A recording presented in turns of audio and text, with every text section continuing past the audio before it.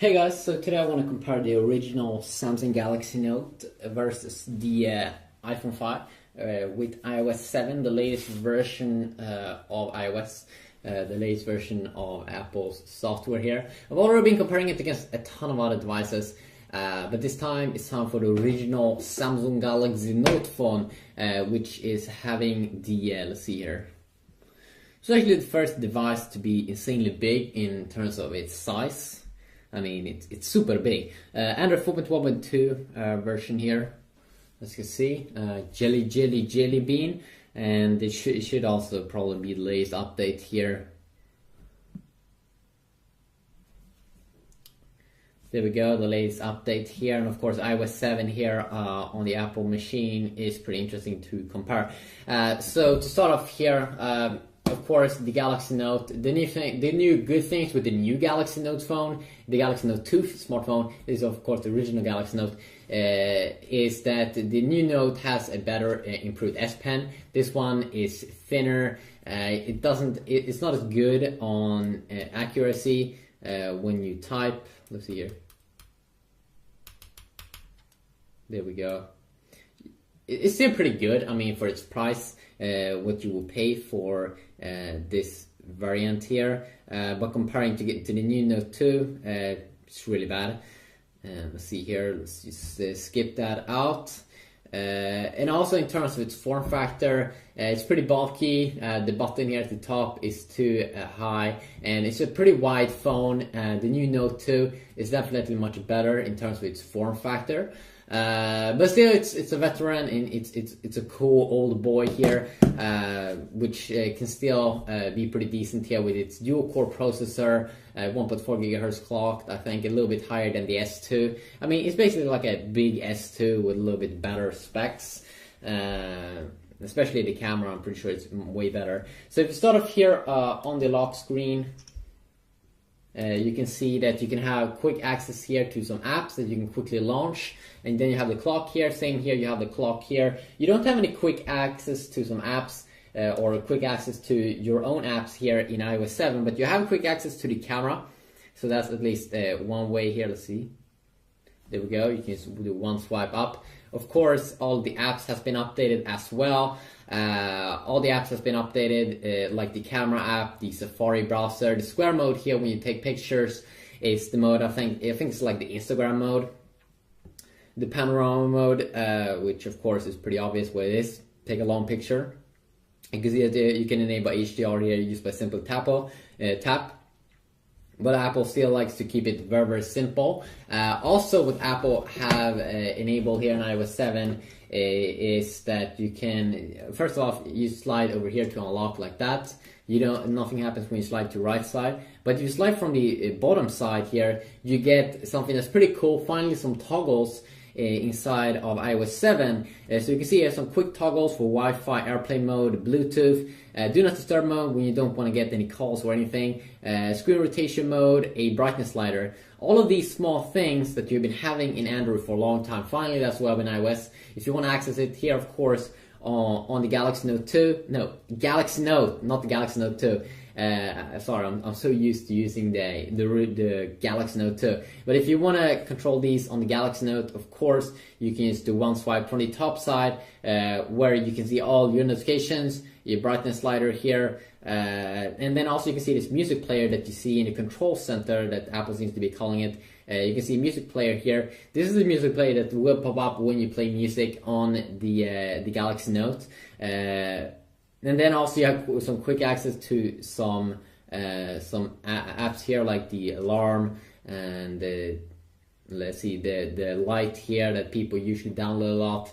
And then also you do have quick access to the calculator here if you do want to do any quick calculations. And then also the camera. So that is how the lock screen is on both two devices. You probably have some more options there. It depends. If you want to have some apps that you always can quickly launch, then of course Android is better. But if you don't need that, if you just need the camera and that control center that you can access both when you are on the lock screen and not when you're on lock screen. You can also disable it if you don't want to have people to get access to that in the lock screen mode. Notifications, I think that you will still see all your notifications in iOS 7 up here when you swipe down. You can see I have the calendar here. So this is the notification center. So you see the calendar. You can go from today, all missed.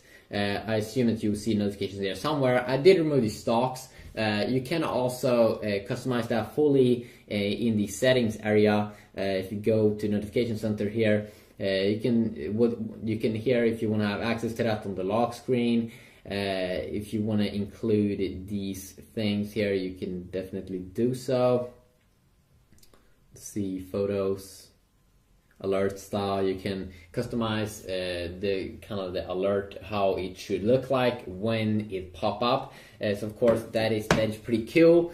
Still with the new iOS 7 here, the main difference between these two devices is that, I mean, on the home screens is that you have way more customizations options here in the Galaxy Note, where you can both have widgets. As you can see, I have a weather widget here and also a search widget, and then also can have my normal apps. You can have also, you can see here my cool widget here for my S Pen, that something is calling it. I have a cool list here of things I can do with it. I have a cool calendar that I could already have over here. I don't even have to load up an app, and that is one of the powerful things here with Android, that you have that freedom there. And especially if you do like to change every single icon and everything, you can definitely do so. Add different launchers and stuff, where Apple likes to keep it a little bit simple. They're saying this is what you should like, this is what you should use. So you can see that they've updated every single icon and kind of the theme that they have, more like a black and white theme. Just look at this, the camera app, or not camera, but the call app. Really black and white, really changed it compared to the default or the iOS 6 and other versions of iOS. This is probably one of the biggest versions of iOS updates ever, where they changed so many things. You can also see how they have changed how apps work. So let's first just create an app here, or a folder, I mean, on my Galaxy Note. So I just create a folder over here, and then I can just probably drag and drop stuff into that. So folders kind of look like it seems like the folder way that you had in iOS 6. That's the same kind of folder system that you do seem to be getting in Android, here with Android 4.1 at least. Where iOS 7 is a little bit different. So I have a folder over here, so when we tap on it, you can see it opens up the whole folder, and then we can add a ton of apps, ton of apps. So if you really want to hide apps, it seems like folders is way more improved in iOS 7. So definitely a nice little update there. You can also see the kind of animations that you can see. I'm pretty sure that you do get some more animations here in iOS 7 than what you had in earlier versions of iOS. And then also did get a comment that if you want to search for something, of course, in Android, I did think that when you went to the search option over here, that it would only search for online stuff, but it do seem like it will search for stuff that's on your phone as well, and also apps.